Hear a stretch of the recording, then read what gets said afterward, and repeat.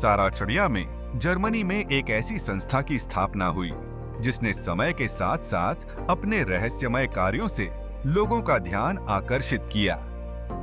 यह संस्था है बुंडेसराट, जिसे हम आज भी एक गुप्त संगठन के रूप में जानते हैं।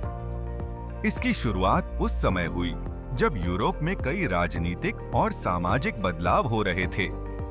बुंडेसराट का मुख्य उद्देश्य था समाज में एक नई चेतना लाना और लोगों को एकजुट करना। लेकिन इसके पीछे की असली कहानी कहीं और ही है। इस संस्था के सदस्यों ने अपने विचारों को छिपाकर रखा, जिससे कि वे अपने लक्ष्यों को आसानी से हासिल कर सकें। इस संस्था के सदस्यों में कई प्रमुख विचारक और नेता शामिल थे, जिन्होंने अपने समय के सबसे बड़े मुद्दों पर चर्चा की। लेकिन क्या आप जानते हैं कि इस संस्था का नाम बुंडेसराट क्यों रखा गया?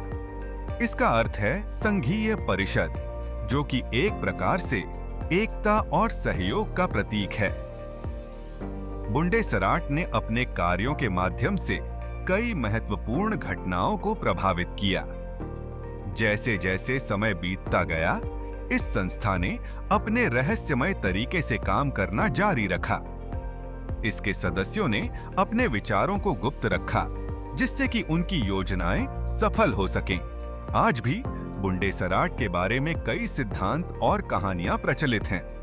कुछ लोग इसे एक गुप्त समाज मानते हैं, जबकि अन्य इसे एक विचारधारा के रूप में देखते हैं।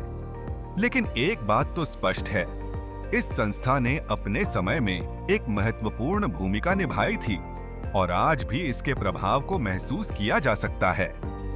इसकी रहस्यमयता और गुप्त कार्य प्रणाली ने इसे एक आकर्षक विषय बना दिया है। क्या यह सच में एक गुप्त संगठन है या फिर यह सिर्फ एक विचारधारा है? यह सवाल आज भी अनुत्तरित है। बुंडेसराट की कहानी हमें यह सिखाती है कि कभी-कभी सबसे प्रभावशाली विचारों को छिपाकर रखना ही उन्हें शक्ति देता है। यह संस्था आज भी लोगों के बीच चर्चा का विषय बनी हुई है और इसके रहस्यों को जानने की जिज्ञासा कभी खत्म नहीं होती। इस तरह 77 में शुरू हुई यह संस्था आज भी अपने रहस्यमय ढंग से काम कर रही है और इसके पीछे की कहानी हमें सोचने पर मजबूर करती है कि क्या हम सच में सब कुछ जानते हैं।